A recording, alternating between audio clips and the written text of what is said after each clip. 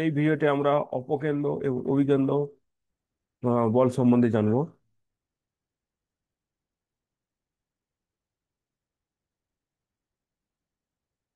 তো অপকেন্দ্র এবং অভিকেন্দ্র বল জানার আগে আমরা প্রথমে যে কোনো যদি বস্তু বৃত্তাকার পথে ঘুরে, তো সেক্ষেত্রে রৈখিক ত্বরণের কিভাবে হয় এবং তার কটি উপাংশ আমরা জানবো।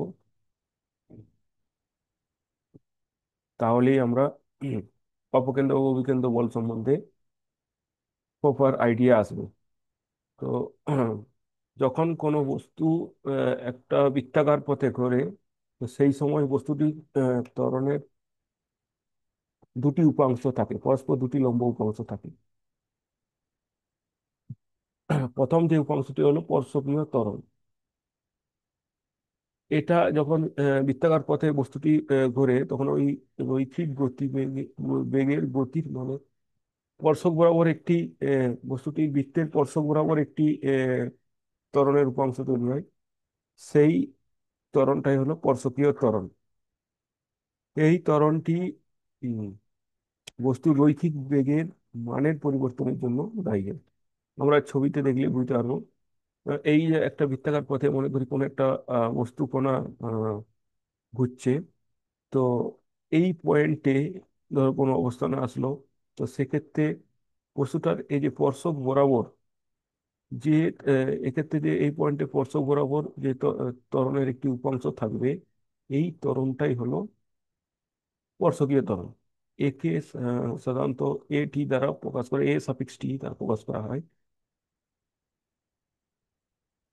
এই ত্বরণটি যে কৌণিক ত্বরণ আছে তার আলফা দ্বারা কৌণিক ত্বরণের জন্য এই ত্বরণটি সৃষ্টি হয়।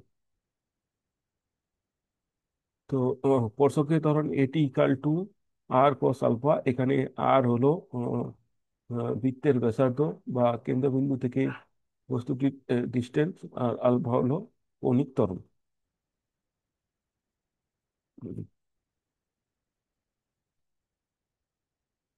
আরেকটি যে ত্বরণ আছে যেটি অভিকেন্দ্র বা কেন্দ্রমুখী যে ত্বরণ সৃষ্টি হয়, সেই ত্বরণটিকে বলা হয় অভিকেন্দ্র ত্বরণ। হুম। এটি এই যে রৈখিক বেগ ক্রমাগত ঘোরার জন্য যে দিকের পরিবর্তন হতে থাকে, এই দিক পরিবর্তনের জন্য যে এই ত্বরণটি দায়ী। এই ত্বরণের জন্যই কোনো বৃত্তাকার পথে ঘূর্ণমান কোনো বস্তুর দিক ক্রমাগত পরিবর্তন হতে থাকে। তো এই যে বৃত্তাকার পথে মনে করি বস্তুটা ঘুরছে, তো এই ক্ষেত্রে যে কেন্দ্রামুখী ত্বরণটা হবে, উপাংশটা হবে মানে এই দিকে, কেন্দ্রের দিকে। তো এই ত্বরণটাকেই বলা হচ্ছে অভিকেন্দ্র ত্বরণ বা কেন্দ্রামুখী ত্বরণ। এটা কৌণিক বেগ ওমেগার জন্য সৃষ্টি হয়।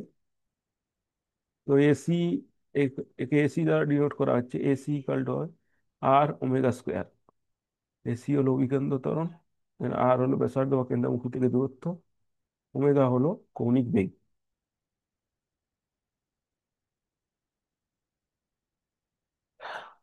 তো উম, এই দুটো উপাংশ থেকে আমাদের মোট ত্বরণ যে বের করবো তার যেহেতু ত্বরণ একটি ভেক্টর কোয়ান্টিটি, সেই জন্য একে আমরা লিখতে পারি যে মোট ত্বরণ, রৈখিক ত্বরণ ভেক্টর এ ইকাল টু ভেক্টর এটি প্লাস ভেক্টর এসি।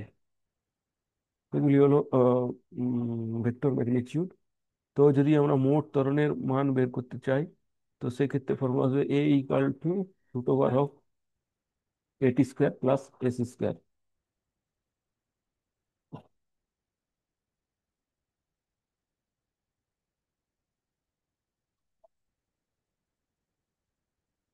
এইবার কোনো বস্তু যখন ক্রমাগত একটি বৃত্তাকার পথে ঘুরতে থাকে, তো সেক্ষেত্রে বস্তুটি দিক ক্রমাগত পরিবর্তন করতে থাকে।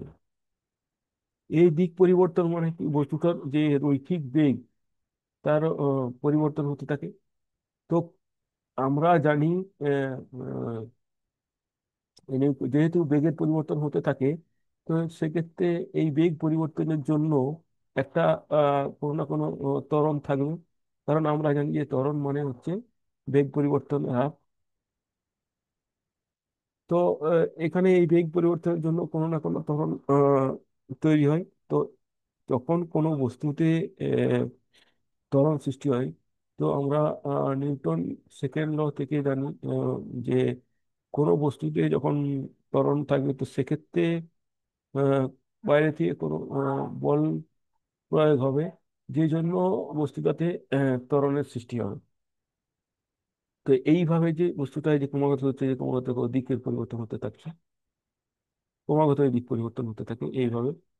তো এর জন্য যে আহ, কেন্দ্রামুখী বল এই বস্তুটার দিকের পরিবর্তন করতে থাকে, এই যে কেন্দ্রামুখী একটা বল ক্রিয়েট করে, যার জন্যই এই বস্তুটা ক্রমাগত দিক পরিবর্তন করতে থাকে, এই বলটাকেই বলা হচ্ছে কেন্দ্রমুখী বল বা অপকেন্দ্র বল, এই সরি অভিকেন্দ্রী বল। কেন্দ্রমুখী বল বা অভিকেন্দ্রী বল বলা হয়। একে সাধারণত এফসি দ্বারা ডিনোট করা হয়। তো এফসি ইকাল টু হবে M × AC, যেখানে এফসি হলো অভিকেন্দ্র বল এবং এম হলো বস্তুর ভর এবং এসি হলো অভিকেন্দ্র ত্বরণ।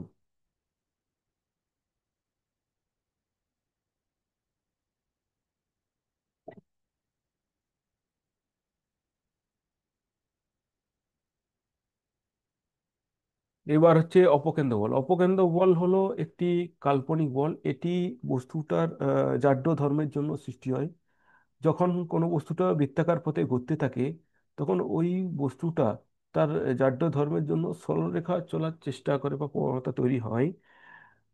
তো এর জন্য এই বস্তুটার জাড্য ধর্মের জন্য এই সরলরেখা চলার জন্য একটা আহ, উম, বল আহ, তৈরি হয়।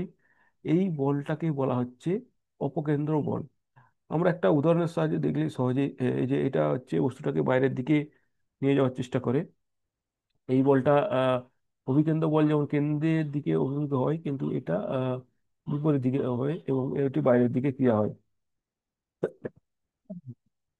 তো এই বস্তুটা একটা উদাহরণ সাহায্যে আমরা দেখলে বুঝতে পারবো। যখন আমরা কোনো চলন্ত গাড়িতে বসে থাকি এবং গাড়িটি যদি কোনো মনে করি একটি বাঁ দিকে মোড় নিচ্ছে, দ্রুত বাঁ দিকে মোড় নিচ্ছে, তো সেই সময় আমরা একটা আহ, খুব জোরালো বল অনুভব করি এবং মনে হয় যেন আমাদেরকে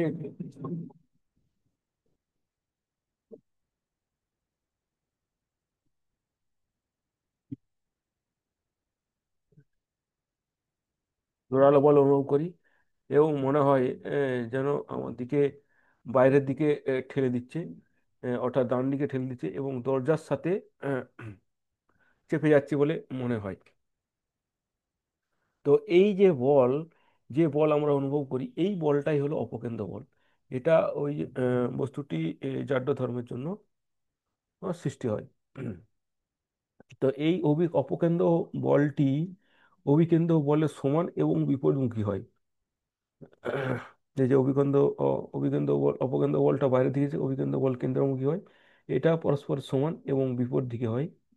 তো সুতরাং আমরা বলতে পারি যে অপকেন্দ্র বল ইকাল টু এফসি, এটা ইকাল টু M × AC, কিন্তু এর দিকটা হবে অভিকেন্দ্র বলের বিপরীত দিকে।